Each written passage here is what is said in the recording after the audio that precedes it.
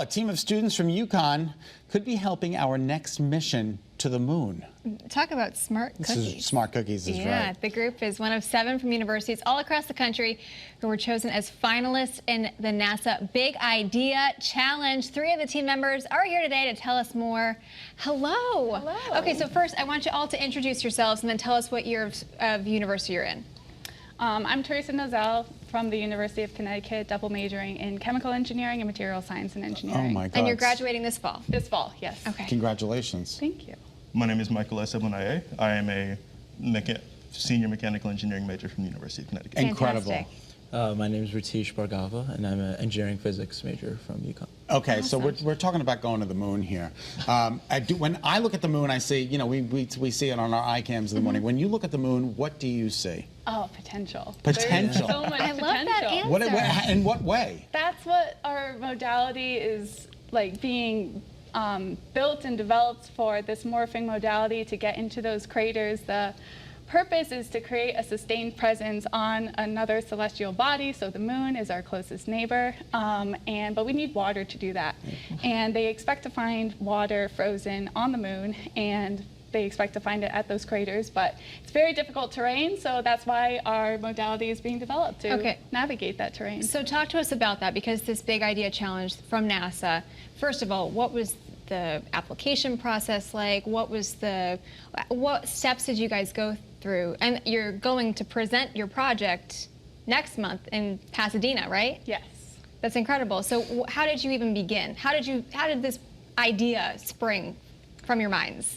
I learned about the project from my first NASA internship a couple years ago, and I decided that this year I wanted to lead my own team, and I remembered the project, and so I looked it up online, started reaching out to students and just the general UConn community to find people who are interested. Ratish has been with the team for a year. Michael has been since April, I believe, April or May. Yeah. Okay.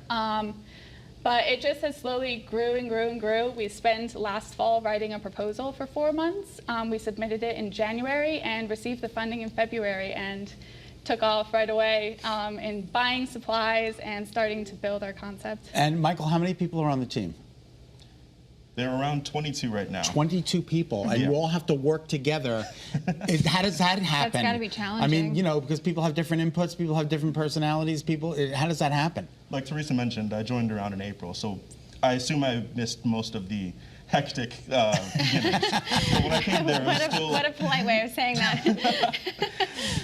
They were a lot more ordered when I joined in. There was more sectors divided into like programming, mechanics, that all had specialties or passions on those topics.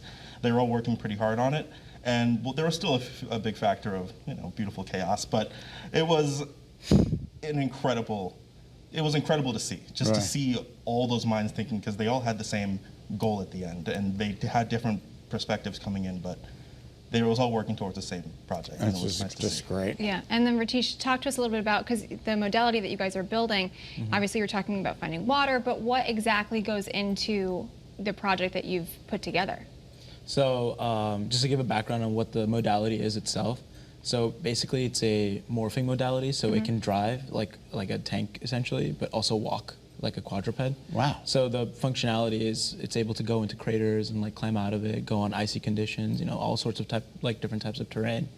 So the time that's put into this project, it's like Michael and I both work on the mechanics side of things, so like we CAD for hours, and it's been like nonstop for like the past few months, just CADing, printing stuff, putting all the electronics inside, building it together, and the 22 people really have to work together. It's hard managing 22 people, getting everyone in one setting at the same time. Sure. It's tough, but a real team effort. Yeah. Teresa, you're the first team to ever enter from UConn and from Connecticut in general. Yes. How does that make you feel? Oh, it's so cool. It's really tough being the first team, because we don't have anyone who obviously did before us. There's a lot of logistics that go into applying and maintaining the team that we all need to figure out sort of on our own. There is a 2023 team that has already submitted a notice of intent, so that being the first team, one of my definitions of success was to, create an environment that would encourage people to do this again in another year. And so having that happen has been amazing. They'll hopefully have a bit of Yeah, you're more- paving the way. Yeah, paving the way. So Terrific. I had no idea that we were the first one. I thought people had been doing this for years. And Well, we can't thank you enough for being Yeah, on our show. I It's know. really terrific. Good luck to you at your Thank you. presentation October 24th in California. We can't wait to hear how it goes. You can check out the progress from UConn's team on their Instagram page as well. It's at Amber_UConn, right? Yes. Fantastic. Okay, congratulations. So check them out. Thank you. Smart. They're all going to go to the Incredible. moon. I know it. They're going to go with that. This is the future of NASA. Absolutely, right here. Yep. Terrific. All right, we're going to